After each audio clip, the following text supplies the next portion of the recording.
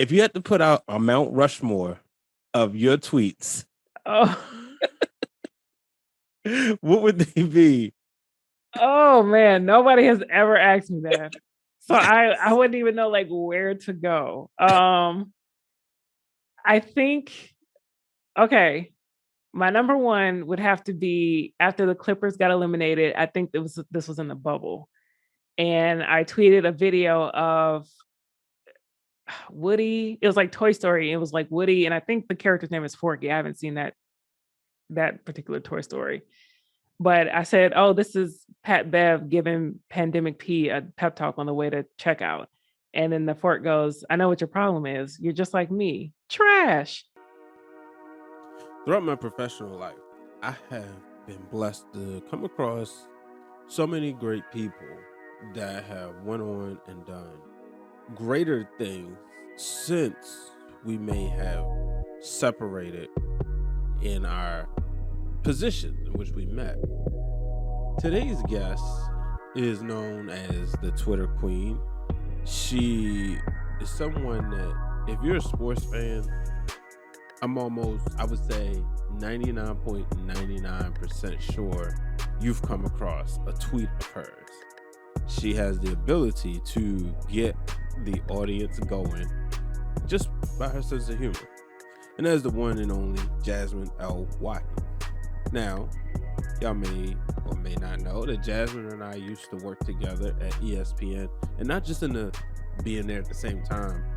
She was somebody who I worked with on the overnight shift. We didn't work on the same project, but when you work overnight or very early in the morning, it's a small group of people, so everybody tends to communicate. So we talk about that and talk about everything amazing she's done since then. So, ladies and gentlemen, here is my conversation with Jasmine L. Watkins. All right, ladies and gentlemen, on the line today, I'm happy to welcome in a guest and a good friend of mine, longtime friend. It's hard to believe it's been about 6-7 years. And oh my God. Yeah, time flies. But I mean, she's no stranger, and she won't admit, but she is without a doubt the queen of Twitter, the one and only Miss Jasmine L. Watkins. Jazz, how you doing? I'm good. I appreciate you having me. Oversold it a little bit there, but always appreciate it. Okay. Oh man, it's been a long time. We both came up through the Bristol ranks. We alumni of the 4-letter. I didn't realize that you started like a month before me.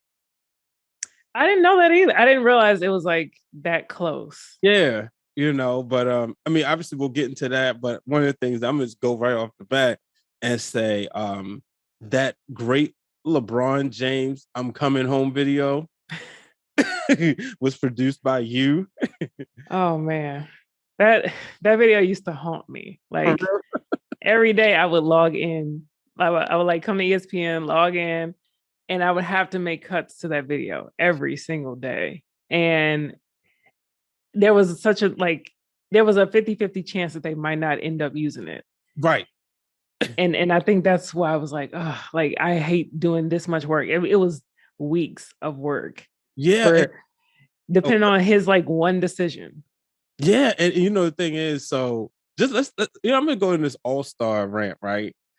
On that night, there was this was the evening shift, like overnight shift. Oh. And on that overnight shift was you, Ryan Cole, just Rock Cole on Twitter. Yeah. And me, I'm just like trying to hang off your coattails. But we was all working, and all three of us Laker Nation.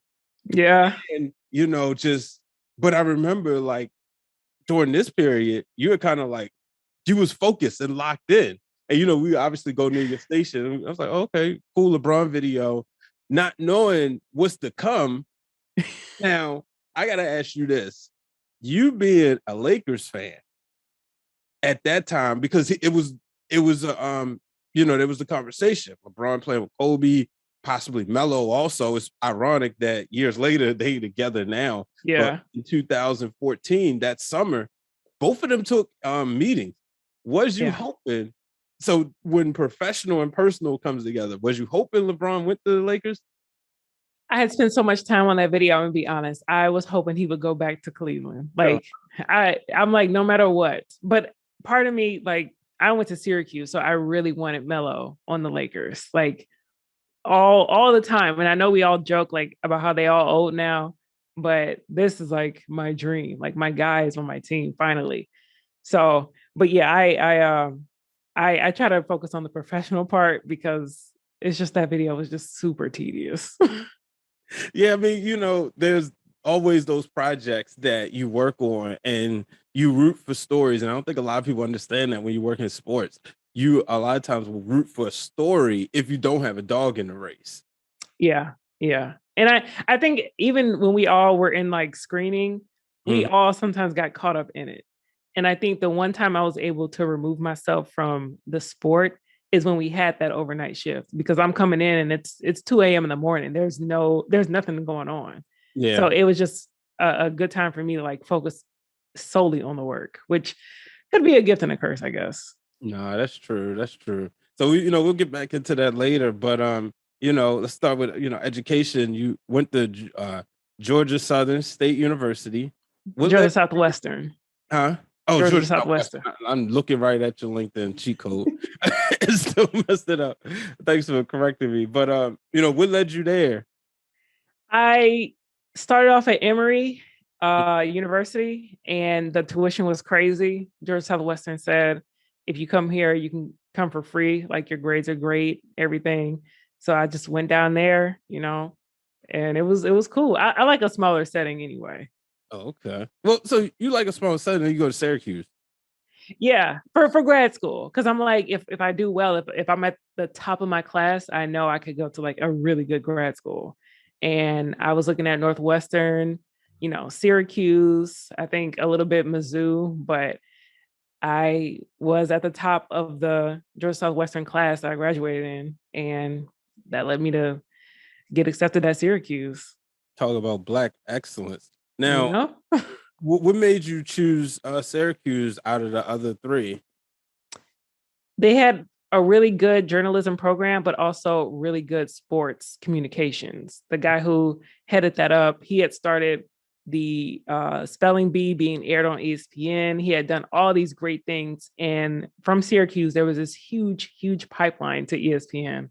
And I'm like this would totally give me a leg up to work there one day. Like Mike Tirico would come by and he would lecture. Bruce Bernstein, who I think you're familiar with, he used to do the NBA on ESPN. I never met him in person or never had like a long conversation, but definitely know his name. He should know mine. That's how much I bugged him between like that summer that I graduated and once my internship ended. So that was my main motivation for going to Syracuse. Now, when you prior to going there, were you a fan of their sports? Like, were you a fan of the basketball team? No, I'm a Bulldogs girl all the way. I used to tailgate UGA like it's dogs, sick 'em, all that. But I'm like, I got to get out of Georgia for a second. No, I get it. We talk about Mello, and me being born and raised in Baltimore, I Mm. remember. So he's 2 years older than me. So I remember my freshman year, the discussion. That was the first time I ever heard of this guy named Carmelo, and this is the words that he's good in basketball, but his grades aren't up to par, so he's going to have to go to the league. So then my sophomore year, which is his senior year, right before that, I found out he was going to a prep school. And Yeah. then my junior year, I turn on the Sports Center and I see Carmelo Anthony. I said, "Oh, that's the dude from here." And so by then, I'm like, all right, that whole season, I'm orange and white.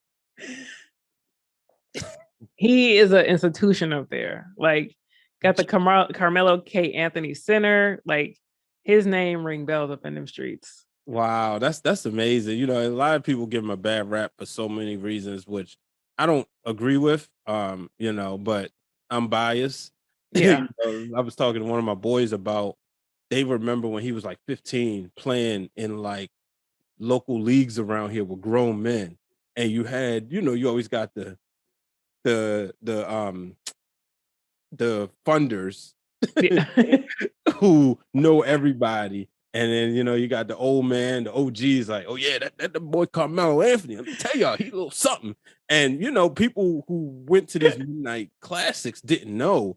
And Yeah. then they started seeing, he talked about a lot of this on All the Smoke podcast and the other one he did, but he got that buzz, But you when you were there, what type of like opportunities did you take advantage of as far as like internships and school papers and school projects? It was very tough for me because I majored in sociology. Like once I graduated undergrad, I thought I was gonna end up, being a lawyer, taking the LSAT, going to law school, that kind of stuff.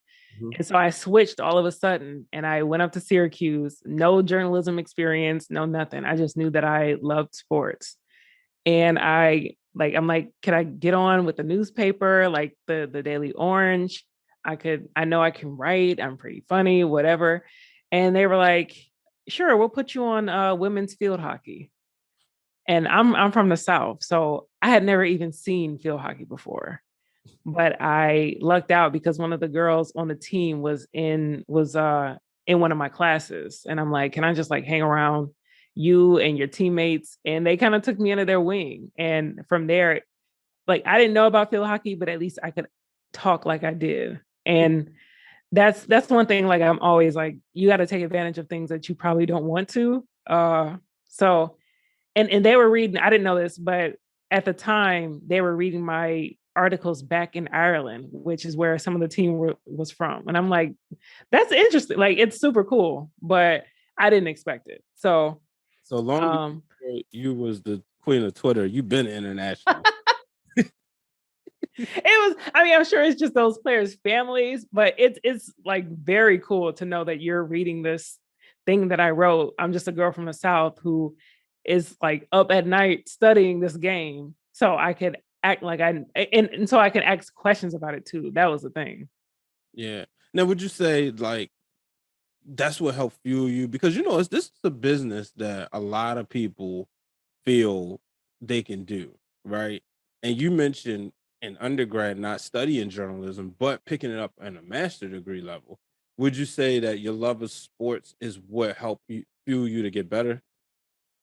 I would say so. I think I always had a pretty good way with words. But also I just had a drive. Like I was super intimidated because like one of the first days in that class in Syracuse, we all went around the room and everybody said, "Yeah, I've interned here. I've done this. I wrote this," and I'm just like, "I've done nothing." But at that moment in my head, I didn't say this because it's rude. I'm like, I'm about to outwork everybody up in here, because that's all I could do. So just my drive to want to succeed, and I'm like, there's not enough women and there's not enough Black women in sports media. One of the things that bonded us a long time ago. That's such a Kobe Bryant statement. Like that's that mama mentality right All day. there. um, so did how many like all right? So obviously, you have. Let's be real. You got this going against you, right? You didn't study journalism. You're a Black woman, which is a double minority, unfortunately.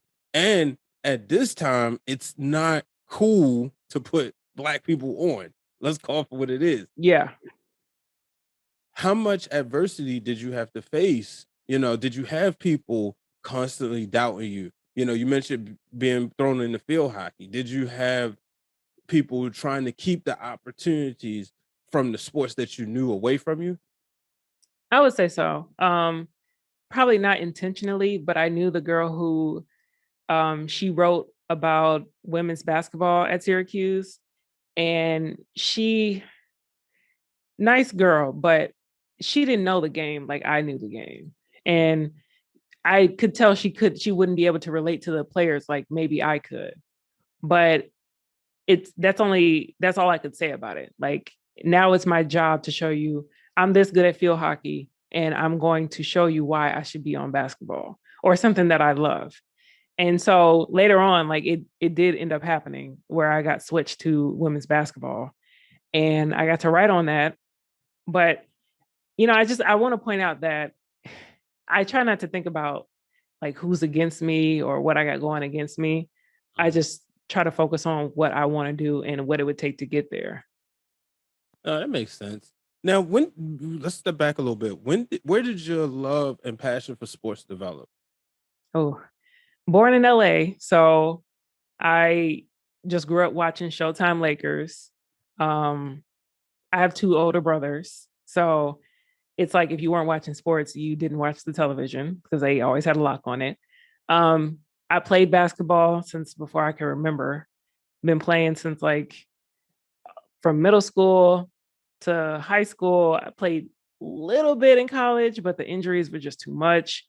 And I still like play pickup. I just love So I love sports, but I love the game of basketball. hold up. You played and you sat there and didn't join our team where we could have used you to win the championship. Y'all never want to ask me. I felt like I was on an island sometimes at ESPN. Well, see, I wasn't the captain, obviously, you know.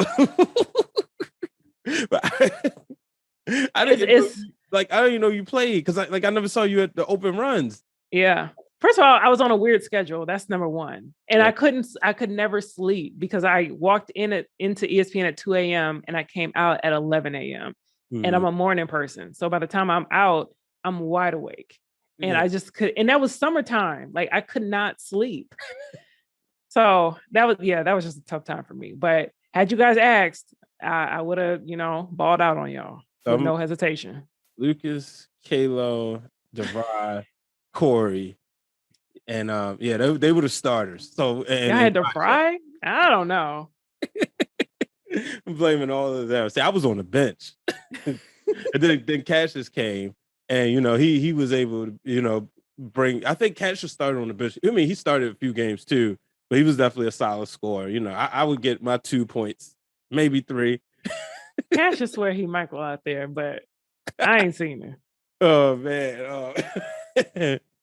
So right after. Oh, so you also interned at USA Today. Yeah. Now, how was that? That's because I said now you don't proved yourself at Syracuse. Now you go into, one of the biggest publications. How was that? And what experience did you get there that you didn't at Syracuse, considering that's the top journalism school? That there were probably like 80 of me. Like there were so many interns at USA Today and even at USA Today Sports, even some who didn't get into the sports program, like they were always kind of like biting at your tail because they wanted your spot. And I think from there, I just started to, it's so cliche, but I just started to grind because that's exactly what it was. It was another night shift.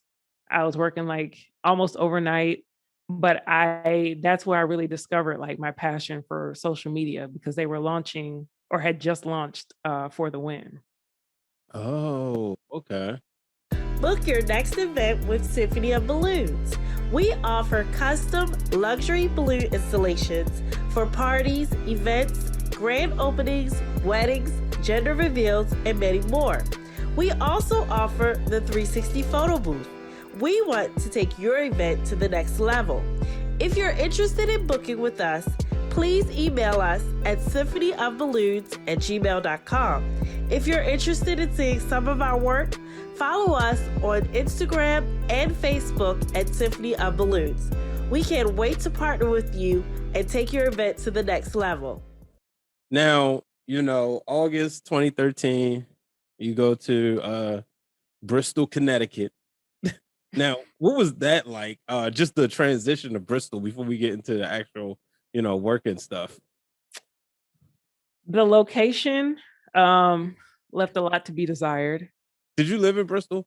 I lived in Middletown. Okay. Because I felt like everybody lived in Bristol. Yeah, I mean it was cheap. It was $625 for 1 bedroom, $740 for 2. I had to be away. I don't blame you though. I'm low key bougie, so I had to move to like a quote unquote upper part of Connecticut, which it sounds weird because a lot of Connecticut is like uppity, but yeah, it wasn't it's not my top destination, but it's so crazy because when I got there, I'm like, yeah, I made it. I'm at the pinnacle of mothership. I'm gonna be here forever. And I was so young. No, I think a lot of us came in that way. I thought immediately 10 years. That was my goal. I mean, Minimum, yeah. 10 years and then see what happens. It is so crazy to look back on it now. And especially like how some of us were treated. It's crazy that we stayed as long as we did. Yeah, I mean, this was 8 years ago. Obama's in office. So a lot of stuff is hidden. You know, Yeah. so you say stuff. I mean, I've had Alexandria Gibilisco on here. She's talked about her experience and being a Black woman. And quite a few other people. So you're right. Now when you got there, did you know anybody going in? No. Oh, so that's even harder. Yeah. Yeah. The only person I knew was Bruce Bernstein, but that's only because I had bugged him for months. And Mhm. I wouldn't even say we knew each other. I was just a pest to him, probably. Now, what was the first assignment you had? You was in the CA program, right? Yeah. Yeah. What was the first assignment you had? I was definitely on a highlight, Okay. and it was somebody versus the Jazz. And that was like, at that point, I'm like, do I even want to do this? And I Oh. felt horrible for thinking that because that was like my first like run at it. But I knew television was not for me. Mhm. But I was using this as my field hockey, as my stepping stone to get to what I wanted. And so they put me in highlights, and I remember being on like the teleprompter on Sports Center at one point, and I'm just like, this TV is not for me. And so I made multiple requests to be on the social team. Okay. Now, so you started off in highlights and prompting. How long were you on there? Maybe like 3 months. Okay. Yeah. Yeah. It felt like forever. Now, did your first highlight air on television? No. Oh, that's even worse. Yeah. So did I ever tell you my first highlight? No. So I started off in sales QC. I don't even think that's a thing no more. Stayed there and then went to ABC News One. So by March, I get the highlights. My first highlight is the Lakers and Blazers. Now, Oh. mind you, this is 2014. So Kobe is out. And before the game, he said a quote. And if he would have just been at the game, I could have used it. But Yeah. he said, everybody have fun because when I come back next year, it's gonna be vengeance or something along those lines. Yeah. And I'm excited. I'm like, man, okay. So I got this idea. And then he doesn't show up at the game. I'm like, I can't use it. And this is when Jody Meeks was Oh on the God. team. And I know the Lakers won, but I think it's Yeah. because Damian Lillard missed the game winning shot. And this is Mm. Lillard and Aldridge. Man, Real that feels like quick. forever ago. Yeah, sidebar. Did you agree with Damian Lillard being a top 75 player? Yes. Yeah. It took me a minute, but they had people on there that I don't think should have been on there. I think he just has too much loyalty, so Yeah. much to a fault that you're not seeing like what he could do on a legit contender. I But think we'll put him on still the great. list. I was explaining that to shout out to Ashley Baker. We was like, we was almost like arguing one morning before Yeah. work. And I was explaining to her, I said, Lillard's on the list because I think of his loyalty. I said, because and also one of the other things, when you look at greatest franchise players, to me, it's him. If anybody I'm taking off is Bill Walton. And I understand what Walton did, but that was like the beginning. And then when you look at the back end, to me, Bill Walton is like Dwight Howard. Mm. Who would you Yeah. taking off? I think there was a Dave Cowens on there. Okay. And they were like, and I know you got to pay respect to the OGs and stuff, but when you're going way back, I think they should have like 2 sets of lists because they should have those lists for like the 60s, 70s kind of players, and also the Kyries, the Iversons, the stuff like that, because it's a completely different game. Mm-hmm. Yeah, because didn't they take like the 50 and they just added to it? Yeah. Yeah, and I think they should have just reshuffled it instead of just doing it that way. As the game changes and time goes on, some people got to get left off the list, and that sounds horrible, but I mean, let's just be real here. Yeah. Well, I was like, I wanted to ask you that when it came out. Had to take a, quick detour. But so you said your goal was to get to the social team. Yeah. Now, you developed your love for social media at USA Today, Yeah. right? Now, how was you able to apply that at ESPN, and what were some of the cool things you got to do? At USA Today, like I kept saying I would love to be on this team. I actually wanted to work there full time because I thought what For the Win was doing was so innovative. It was like short, viral focused clips. And that's where we created the Roy Hibbert challenge. Like, and this is like years ago. This is back in Vine years, because I'm like, we're watching him drink this Gatorade in 6 seconds. And I'm like, I said to another guy who was on that night, I'm like, I bet I could drink a Gatorade in 6 seconds. And then it became this challenge. And before you know it, it's this hashtag that For the Win started. And so I wanted to do fun stuff like that to get, users and consumers involved. And I felt like I could bring that to ESPN's social team. Now, which one, it didn't matter. And so I made a request, and they basically, ESPN said, you could shadow the social team on your day off. Yeah. And I'm like, I mean, that kind of hurt because like at the end of the day, I just wanted to learn. Mhm. Like I'm hungry. Like if you give me the tools, I feel like I can be one of the best. And so they, I didn't know at the time, but they were just picking and choosing who they wanted to be on the social team. And so they chose a young lady. I'm not gonna name no names. I'm not gonna be messy. But she ended up on the social team or whatever. Luckily, I was just so hungry to learn that I did end up shadowing some teams, and they would let me, come on and actually do some work. So I was actually working on my days off.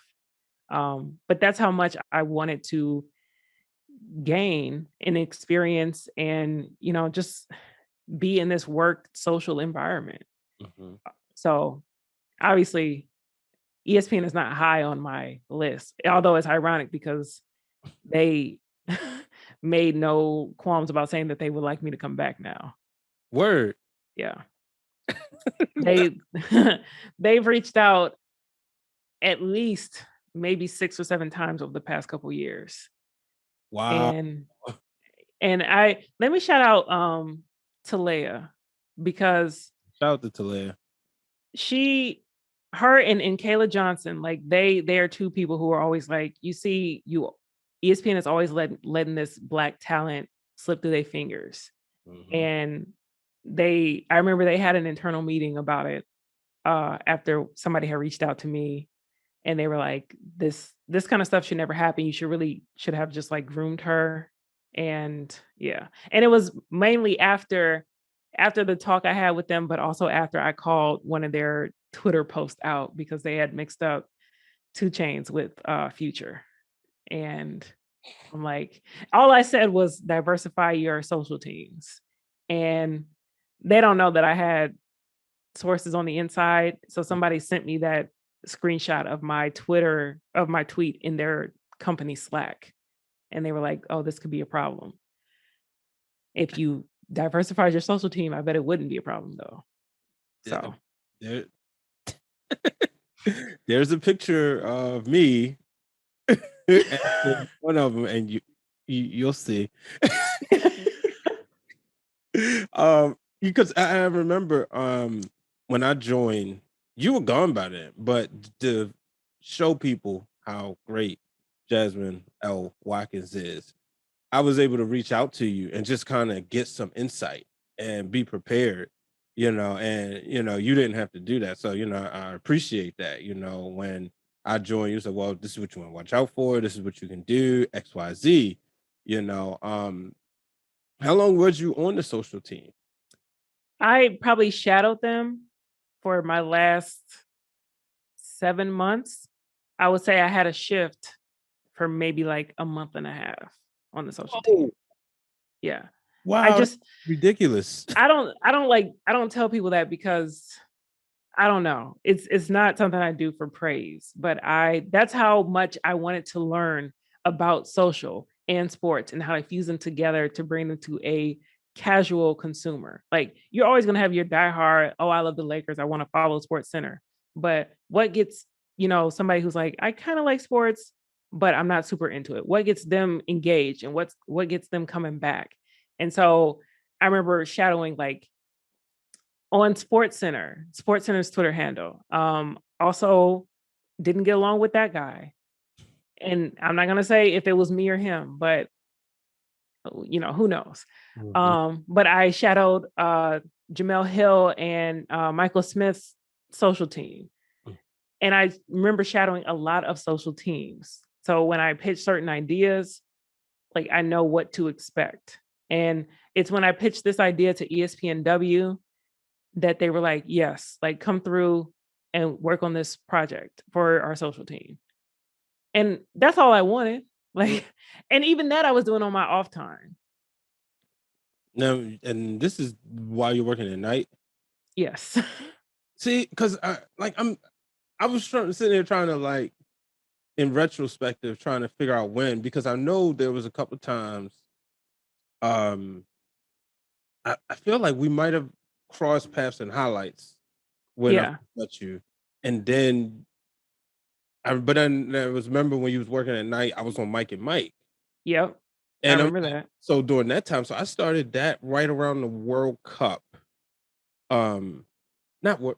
Yeah, it was right after right during the like right before the finals of the World Cup is when I started on Mike and Mike.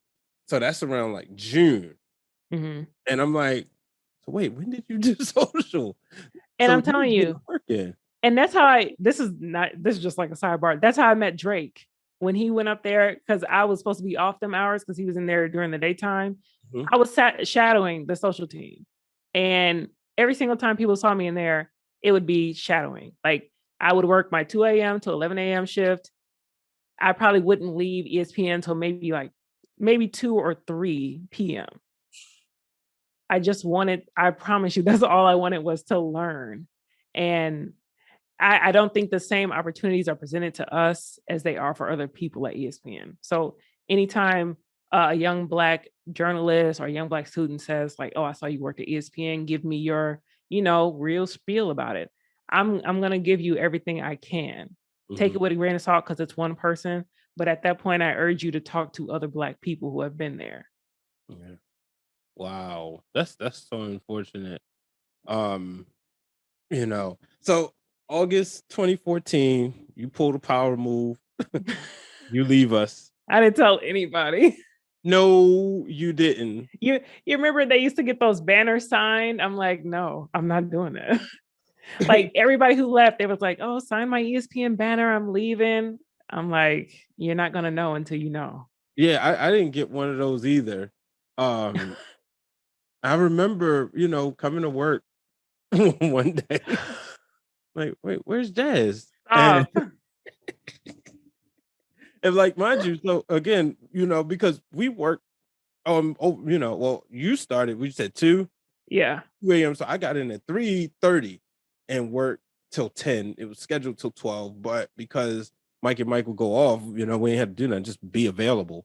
Yeah. But, like I said, we had that core night group, it was me, you, Wes Remsen, Ryan Cole, and John Ponziani.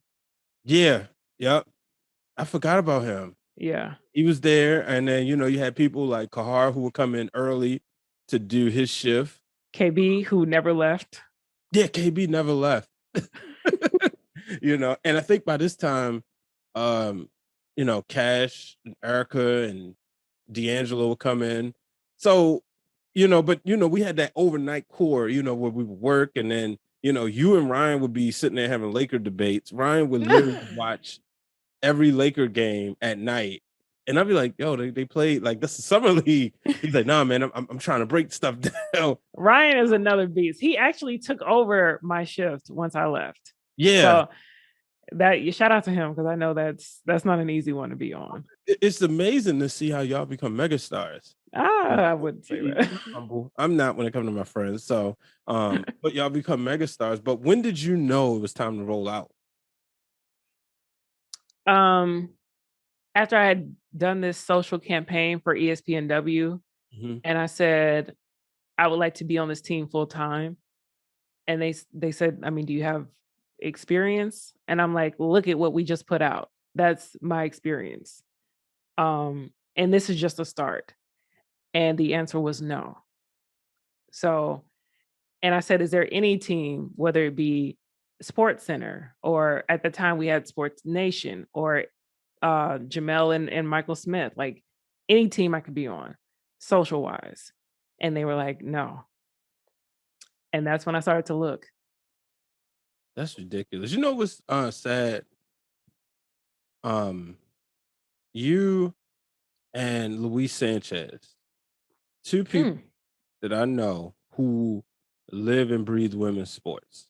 Like Luis created my W Sports, yeah. which I'm on the board of directors there, and Mm, y'all sat there, y'all knew it, but for some reason they wouldn't put y'all on ESPNW, where all the stuff that we're getting, all this WNBA love that we're getting. Shout out to Tarika, you know, this could have been happening yeah. because you Yeah. would have known, how to target the audience. Like I remember, sitting up there, Luis lived next door, and he would talk about, yeah, I'm still doing some broadcasting for women's volleyball or women's hockey. And and then Yeah. I did some some work with women's football down here in Baltimore. They got the Baltimore Nighthawks, and I covered one of their games. And shout out to my boy Hugh, who's like one of their video people who always go to their games. And Luis, he knew about it. And then shout out to Coach Ashley, who's out of Oregon. I remember when I first met her when I was working with Fox Sports. She was like, she went on my W Sports. She's like, "Oh, they're covering us," you know. And I was like, so I remember texting Luis. I said, "Bro, like, I'm talking to like one of the players, and she's like super excited that you covering them." And to see like y'all, it's just highway robbery when you have people like it would have been like if when they had their wrestling campaign, I had just left, but it would have been like if I had said, "Hey, I want to be a part of this," they'd be like, "No," like it just doesn't work. And to be fair, like Luis, I think if me and him got to work together because he is so deep in women's sports. Like I'm good, that man is great. Um, Partner that with what I can do on social, I think ESPNW could be way further than it is now. But also my only caveat there is that I was not like Jasmine L. Watkins, like I am now, like 20 plus thousand followers, even though that really doesn't mean that much. I had maybe like 3,000 at the time. So they were going off of was my work, not like my audience. Yeah, Even still, the fact that I was working on my days off all the time, exactly. I would have and didn't get paid for that. Right. I thought that would have shown them that I am ready to do this. Mm-hmm. So Wow. Well, you finally get your chance to get into social media. You go to Sporting News. yeah. One, you get out of Bristol. What was it like in Charlotte? It was amazing. Totally different. This we had a 4 top team of social editors. I could pitch ideas, the crazier the better. We did like this, ballpark foods for MLB and minor league baseball. Like it just seemed like the sky was the limit. You have an idea, great. Go execute and then we'll come back with the results. That's what I like. And having the kind of boss that I did there really helped me thrive. Yeah. Now, what was your favorite project that you worked on there?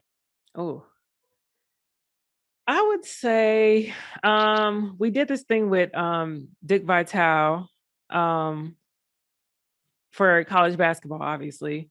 And just getting to meet him Hmm. was like it's pretty jarring. Like you see somebody on, and I don't know why this was so different because we had worked at ESPN, so we're used to seeing people on television all the time. But for some reason, he just seemed almost larger than life. Like he's the college basketball voice.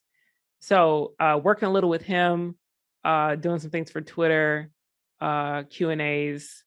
and a couple of different stories I wrote. I think that's kind of where I got my writing chops. And yeah, I enjoyed every minute there. You mentioned Dick Vitale. Were you a gamer growing up?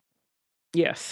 Did you play like the college video basketball games? It's a must. It's a staple. Yeah, so like we mentioned Syracuse. I just repurchased March Madness 2004 for obvious reasons.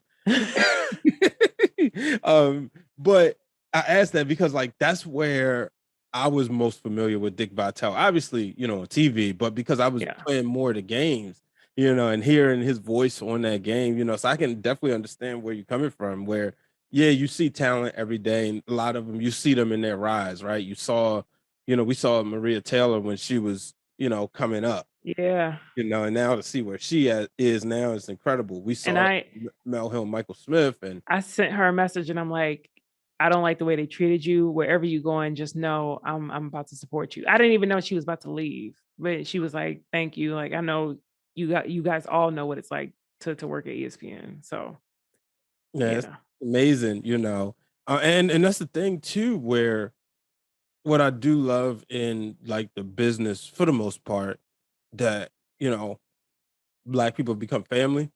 Yeah. Yes. Camaraderie, um, like you and I, like I said, you never been somebody, as your following grew, your head didn't, it's still, same number. Hey, you come on the show, like, yeah, not a problem. Because you know why? Like those people, I'm sure they're great people, but they don't know me. They only know me through like the crazy stuff I say or the silly stuff. People I know, like you or Ryan or people that we've been in the trenches with, that's completely different.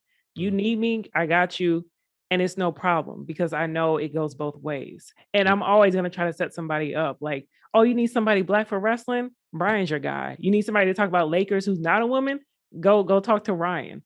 Cassius, super talented. Like I always want to put people on, and the more and more we all get older and kind of gravitate toward each other and in closer circles, I just try to lift as I climb. So I'm always asking my network, make sure I know about these youngins coming up because we're gonna have like entry level stuff or intern stuff. And I want to make sure that they're put in the best position so that they can one day be directors and VPs. So that's Yeah, my whole spiel. you know, um, I went to Chicago and in between leaving Johns Hopkins and going to Spotify. And Hmm. so me and my wife, we went away. So it was like the perfect bridge, right? Ending one chapter, getting a chance to go away, and then starting the next chapter. So while I was away, in Chicago, I reached out to Erica Marmolejo, and I Mm. texted her, I said, hey, we didn't get a chance to link up, but I was like, where's some good spots to eat? So we went to the steakhouse, right? And I remember me and my wife were sitting there eating, and I saw a group of black men all together. And the thing I thought about, I said, seeing them eating at this very expensive restaurant, that's how I want my circle to be, where we could just go eat Yeah. anywhere and then, kick it and then just like, all right, split the bill or you take the bill, whatever. Yeah. We all eating and we all eating good. Yeah. Yeah. That's that's what I always love. Mm. Like, let's not worry about who got the bill this time. We all make sure we all eating good. Yeah. So So when did you know it was time to leave sporting news? Because obviously it's a better experience. You're getting to do stuff and living your purpose. yeah. That was a tough one. That was the first time I had ever been like legit poached. Mm, Um Athlon Sports, I had never heard of them before. They, based in Nashville, they're this college football preview, which is mainly print. And they're like, we don't have any social following. We have no clue about social, but we love what you do and we would love for you to do it here. mhm. And I'm like, make sure the money is looking right and I'm there. And I gave Sporting News a chance to counter. They didn't. So I'm never loyal to a brand. And even though I like the people that I work with, I have to do what's best for me. So that prompted my move. And Athlon Sports was kind of like the same, except we were starting from the very bottom. Like I think when I got there, they had maybe like 1,500 followers on Twitter. They had no voice, and they were really trying to position themselves in this college football world that's probably taken up 85% by ESPN and like Big Ten Network, stuff like that. So great group of guys. I was the only Black person, and I was the only Black woman. Wow. So, and people kept, people left, and every single time I'm pushing, I'm saying we need more diversity. It should not be me and a team of, no shade, white guys. Mm-hmm. And every single time somebody, left or for whatever reason, every single time another white male came back in. And it was like a hamster wheel of sorts. Like nothing was changing. So, yeah. Wow. Before we get to why you left, well, it sounds like I know why you left. But you talked about, building from the bottom. And, like I mentioned, my experience at Johns Hopkins, just taking, because we had so they had the medicine Twitter, which is for consumers. Which I thought was horrible. And I'll say that now. I still do, because to me, it's no reason they shouldn't have 1 million followers. Right. Then we created the medical news Twitter, which when I came in had 630 followers. And, watching how, I was watching how you went and created brands. And what I saw was that you went with what works, but you also just made it fun. Yeah. So I took that and applied it to the Johns Hopkins Med News. And people didn't realize that. They was like, wait, I said, no, we should be tweeting GIFs. There's opportunities you could tweet GIFs or GIFs, however you call it. I saw some of those and I'm like, that ain't really they swag, but I'm into it. Like I had no clue what they were talking about, but I'm like, I'm here for this. Yeah. So the idea was, I rounded up people on the squad who enjoy doing social media stuff. Shout out to my friend Chinapa.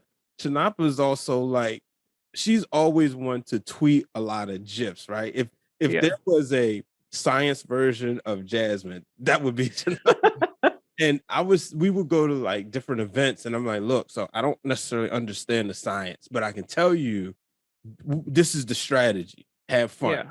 And then, we would tweet GIFs to go along with stuff, Then I would tell the doctors, let's treat y'all like athletes, make them like rock stars. If, let's get short videos of them, let's put them over, and that will allow them to be able to, just kind of showcase themselves more and talk about their research. Yeah. And it worked, and boom, next thing you know, we had 15,000 plus followers. What was it like when, you coming in there?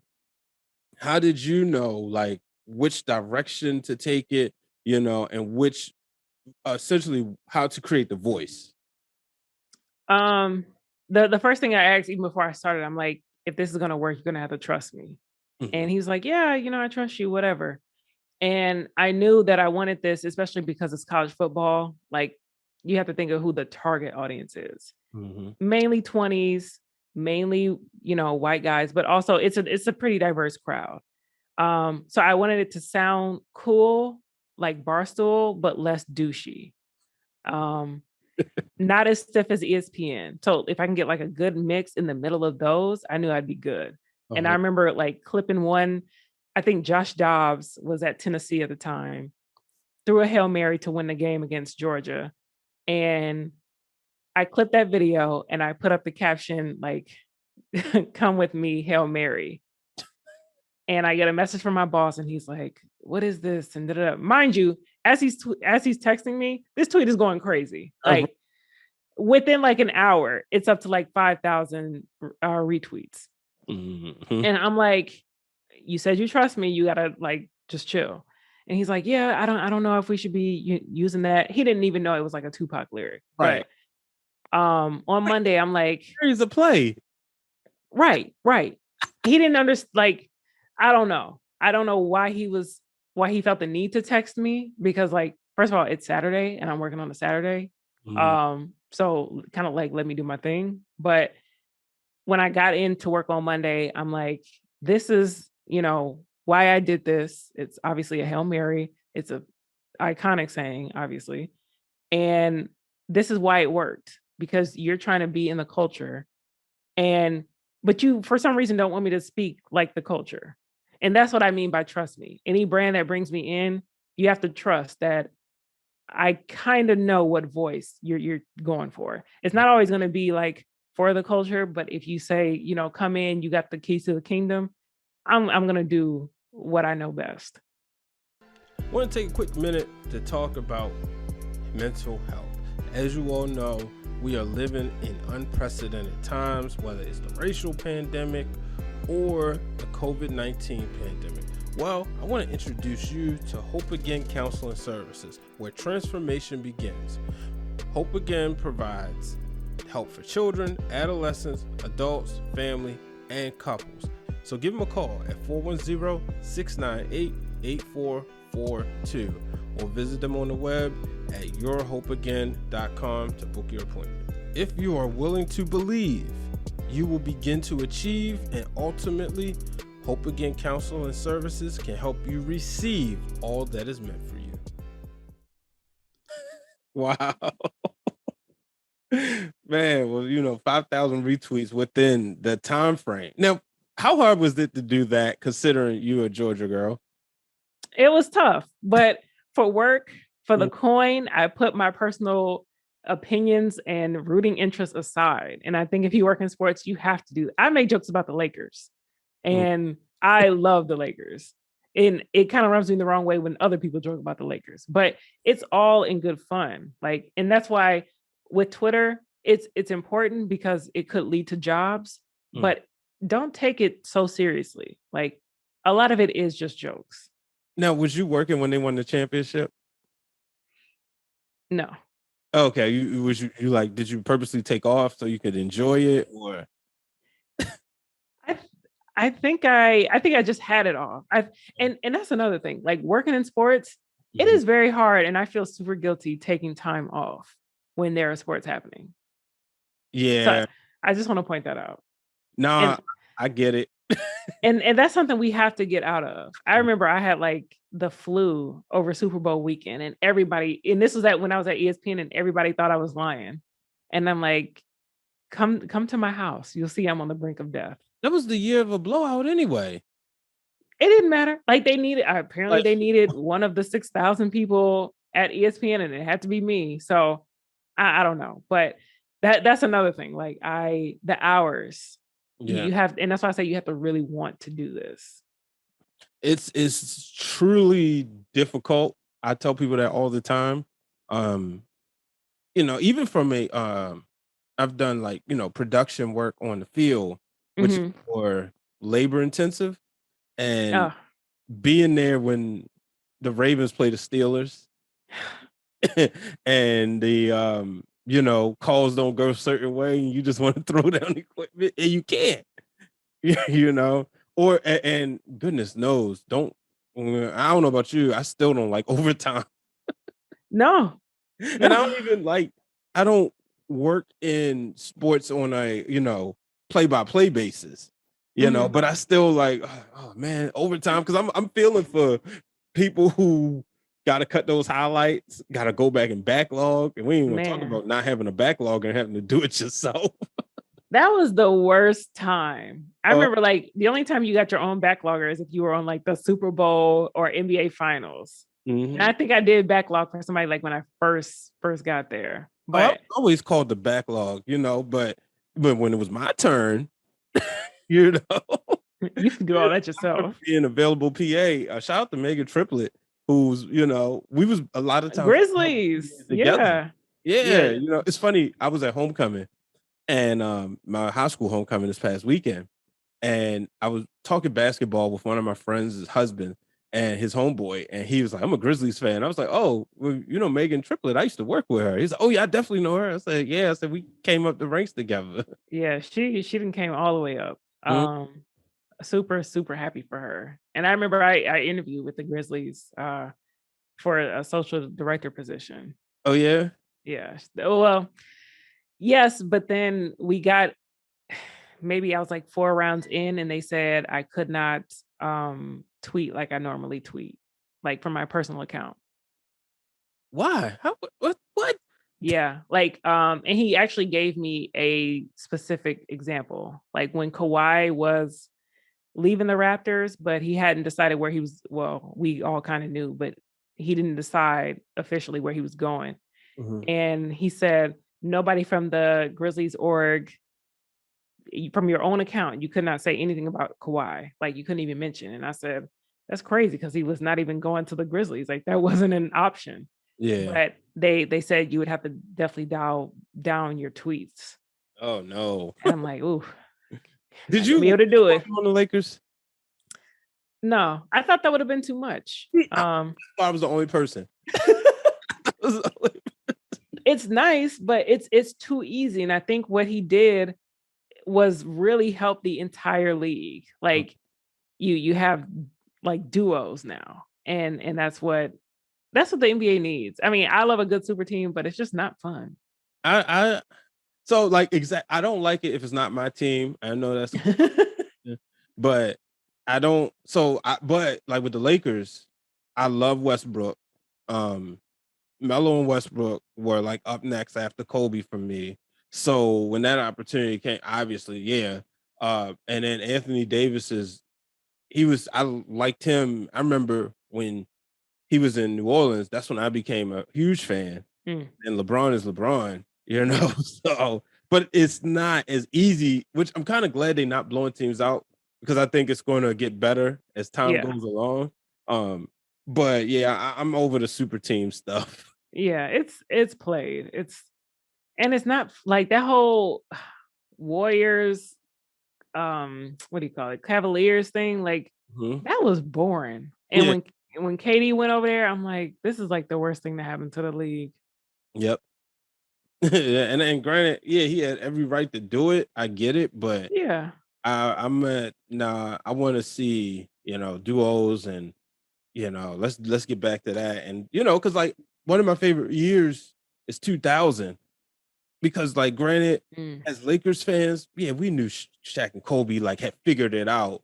Yeah. But did we know the Pacers were going to get there? There was so many good teams around the time. You talking Portland, Sacramento was on the come up. Phoenix was decent. San Antonio. Obviously the Sixers, the Celtics. Yeah. So many good teams and so many fun teams. Vince Yeah. Carter and them was coming up.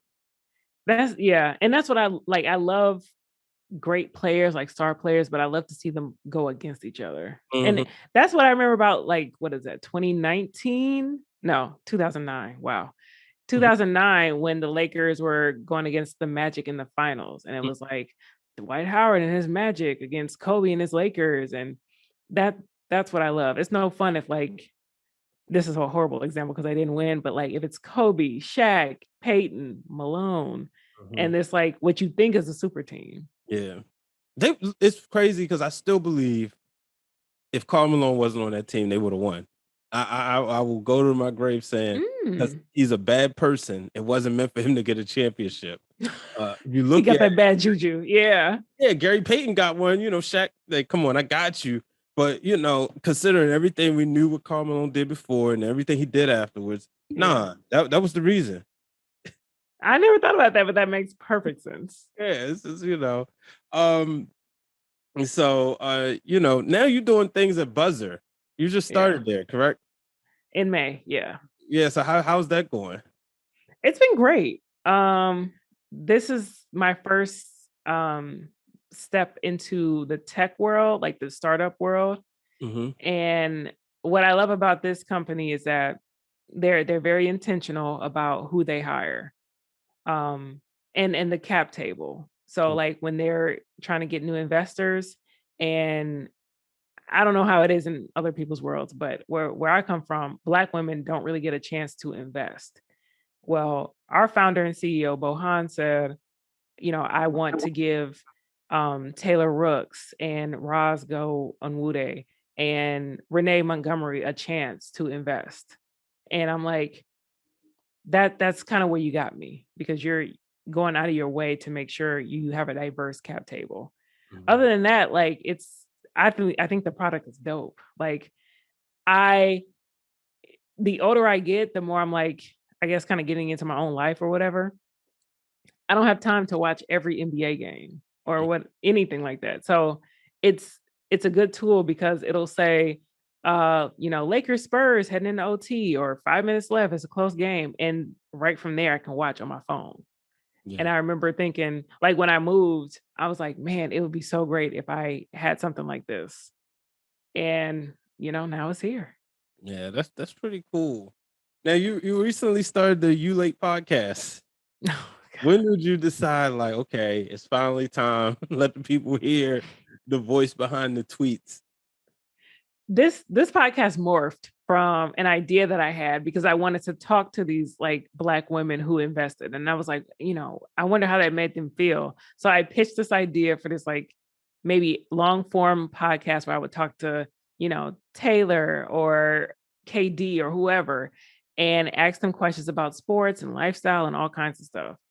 From there, it just morphed into a 3-day a week, me and Nikias, because there's nobody giving you a very short form podcast kind of wrap up of what happened last night and mixing parts of the culture in there. And what I love about that is that, we give you a rundown and we can just kind of be us. Like, and I like that there's not, and when I picked who I wanted to be on this, I made sure the person was kind of the opposite of me. So where like we record early in the morning, so I can be a little hype. And so I like that Nikias is, very laid back, chill, and I can say whatever and he'll kind of try to roll with it. I know it can be difficult at times.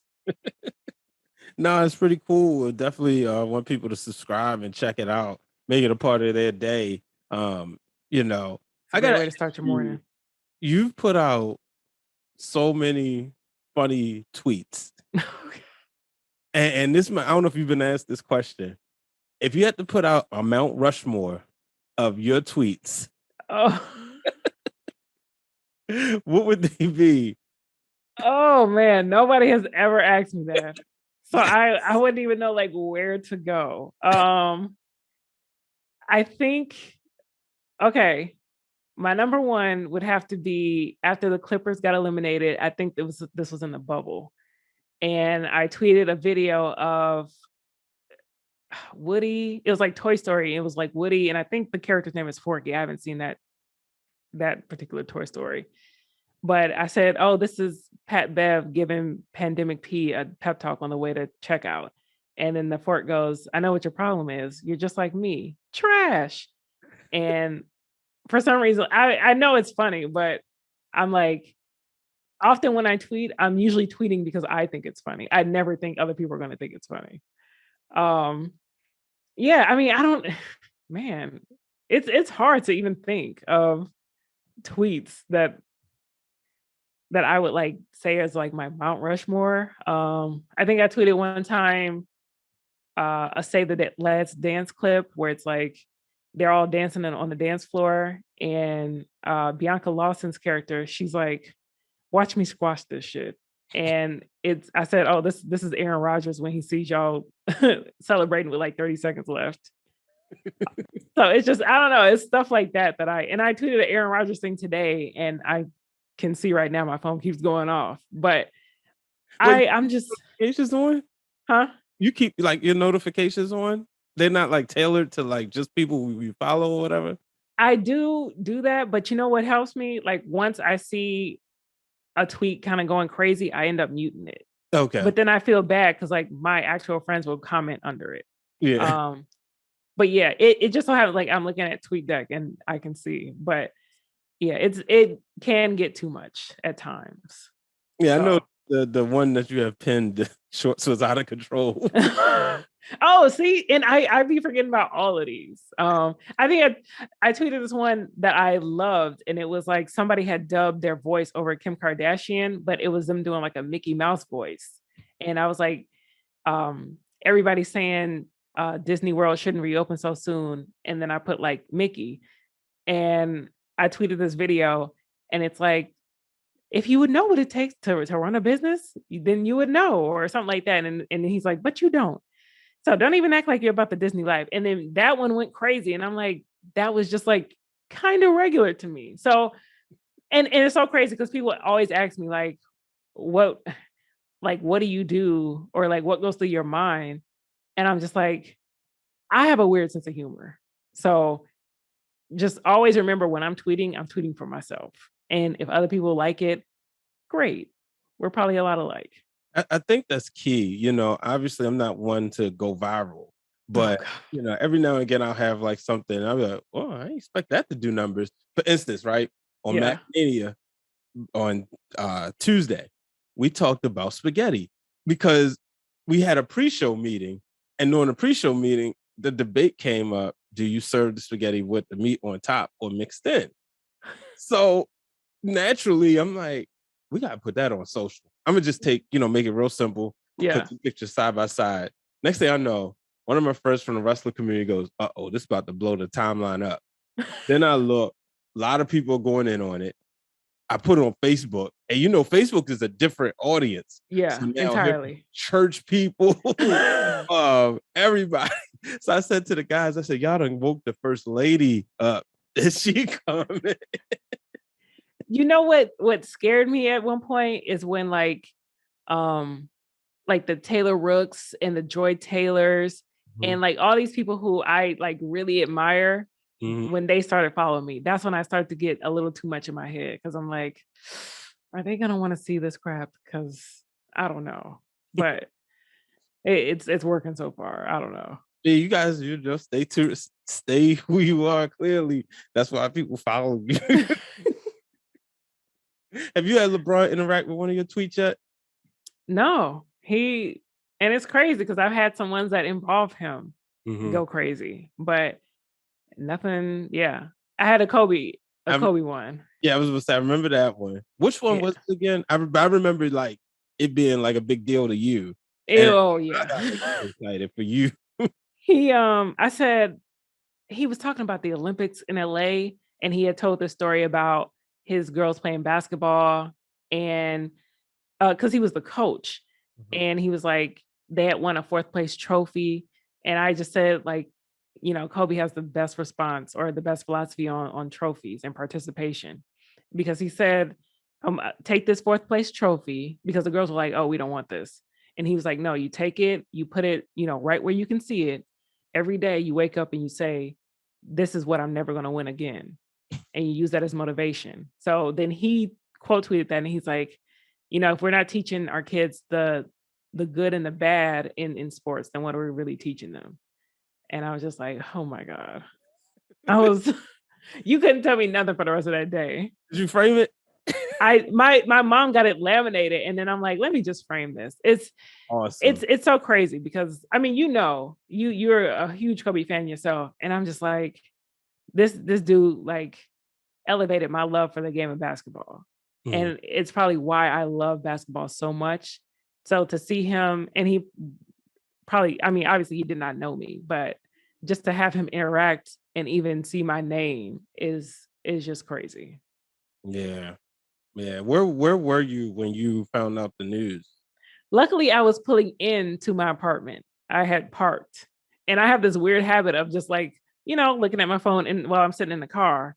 And I saw it said, Kobe Bryant quote tweeted you. And I'm like, I'm thinking it's somebody whose name is Kobe Bryant, but just not the actual Kobe. And my heart started to race. And then as soon as I read it, like I was getting notification after notification. Like it was because people were like, Jazz, oh my God. And people were texting me. And I'm just like, yeah, this is pretty crazy. I don't know. Well, I'm glad you wasn't like driving. Yes. I almost crashed when I heard he announced his retirement. Like he had wrote that Dear Basketball and So shout out to my cousin for holding on to the wheel because that was a crazy time. I was sitting at home and I don't think I processed it. Some things you like, I was like, okay, Dear Brett, oh, that's nice. Wait a minute. Did he just, and fortunately, I got a chance. My first time I had just started with Fox Sports 1340.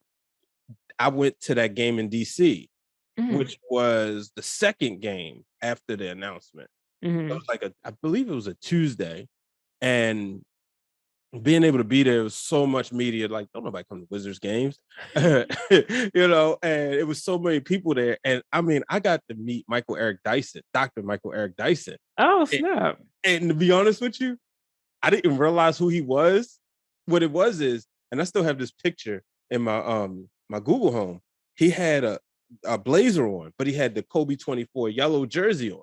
So I was like, we sitting there waiting to get in the media part, and he's just talking. And I said, "Oh, you're a Kobe fan like me. I need to take a picture with you." Then I'm like, "Oh," so we took a picture, and then this is when he told me. He said, "I tell him all the time, you're better than Jordan. You're better than Jordan." And I was like, yes, somebody else agrees with me. But it was so crazy because it's like, this is Kobe, but then like Dr. Michael Eric Dyson is a huge freaking deal. And I remember, he's somebody who's just like, he's like you in a sense, right? Like, doesn't think highly of himself. He's a great person, just wants to sit there and see everybody be successful, but it was amazing to see. And then he put up like 31 that game. And he just talked about, my legs was under me. And that was the first time I got to see him play, in person. Yeah. I always had to catch a Kobe game. Like, I was gonna say, did you ever go to any? Yeah, love the Lakers. But obviously I'm East Coast. But I went to see them when they came to Boston, when they were in Charlotte, definitely in Atlanta, and I saw them one time at home. But the one time I went to see them, Kobe was not playing at home. Like, I'm like, but I made the trip to LA for other reasons, but it would have been great. But that's my guy, that's my team. Yeah, it's it's nothing like it. It's amazing being a part of Laker Nation. Aren't you a Braves fan too? Yeah. Yeah, congratulations. Thank you. Y'all got the championship. We're recording the day after, less than 24 hours ago, when they won the World Series. I was super excited. My mentee, shout out to Andrew Golden of the Washington Post. He interned with me at Johns Hopkins. He told me, I remember when he first started, he's like, I'm a Braves fan. I was like, but you grew up in Baltimore. He's like, my dad's a Braves fan, so he lured me in. And I was like texting him, and then I texted him, he's like, bro, we really won the World Series. First time since 95, I'm telling you, like, it's crazy. And the thing with like baseball is like, I'm not the biggest baseball fan, but once you get to playoffs and obviously World Series, I'm game. Yeah. And I never, and when I was living in, like, obviously I'm born in LA. So when I was there, I wasn't watching baseball. So it wasn't until I got to Atlanta that I fell in love with the Braves, and wish they could have won at Turner Field, but I wish there was still a Turner Field. That's number one. But yeah, they're still the same team. They just, up in Cobb County now. Oh, okay. Yeah. I've seen Turner Field the first time I went to Atlanta, like, off of the Beltway. But Georgia State football plays there now. And that's just where I remember going to see the Braves all the time. I've been to this new stadium one time. And it's nice. It's just, I don't know. Turner Field was only like 20 years old. So that's why I'm like, I remember because they won the first one in Fulton County. 95 vividly, because that was the first World Series that I watched. Like, that was the first year I really got into baseball, So I was an Orioles fan naturally, but then because Ted Turner wanted to introduce the whole world to Atlanta, we got Braves games. So that was like the National League team I would watch. So when, obviously Smoltz, Glavine, and Maddox, watching them, it was just like amazing. And, Chipper Jones and obviously Fred McGriff, because, McGriff had that whirlwind swing that nobody else was doing. So, then next thing I know, they moved. And I remember like on MLB 2000, that was like a big deal because that was the first game where they had the new stadium. Yeah. And then I was like, wait, they're getting rid of it? Like, or they moving? Like, that don't make no sense. Yeah. The thing with that is like Turner's in the heart of, or more so in the heart of Atlanta than up there in Cobb County. So you're taking the Braves away from their hardcore fans and moving them into a more expensive part of town. Still the same team. It's just, it hits a little different. And now they have the Battery where it's like all these, chic shops and, local whatevers. It's nice. It's just it doesn't give you the same feel. Got you, man. Well, before we get out of here, I always ask this question. Title show is called Breaking Through the Glass Ceiling. When was the moment you broke through the glass ceiling in your career where you knew, like, I'm pretty good at this? Mm.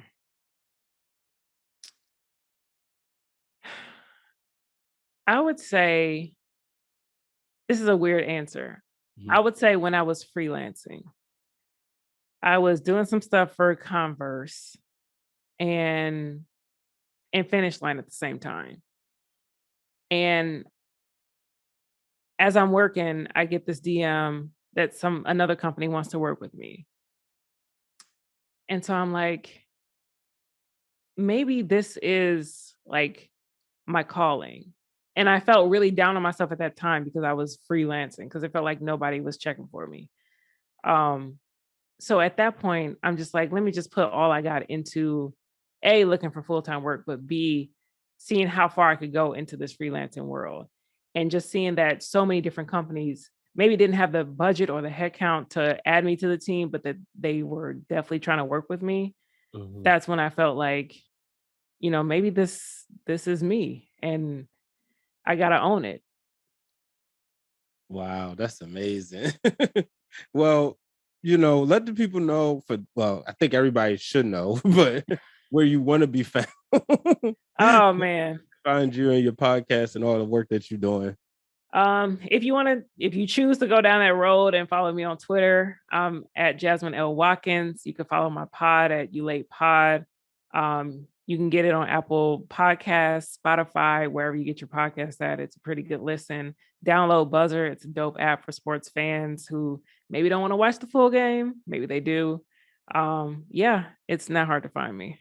First of all, this tweet about the arm.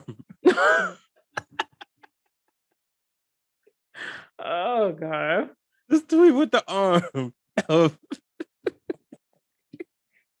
And that's so crazy because I'm like, I was on the fence. I'm like, is this like I thought it was funny, but I don't know. Because it's spot on.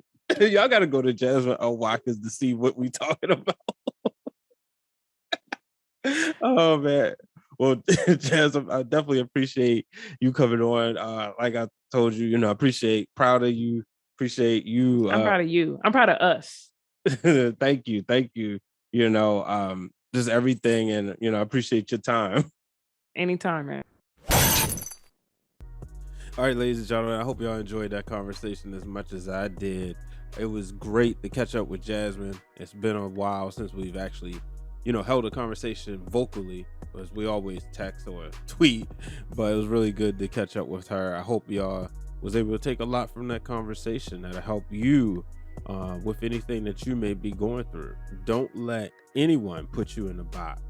That's one of the things that I want y'all to remember. Let Jasmine be an example. But all right, folks, until the next time, make sure you follow me at Brian H. Waters on all social media platforms. Make sure you are subscribed and rating the podcast. And last but certainly not least, make sure you do not let anyone set up a ceiling that you can't break through. This podcast is brought to you by B. Waters Productions, which you can find on Instagram at B. Waters Productions. And it is also, the music is brought to you by Hypnosis, which you can find on Instagram at hypno_beats with a Z.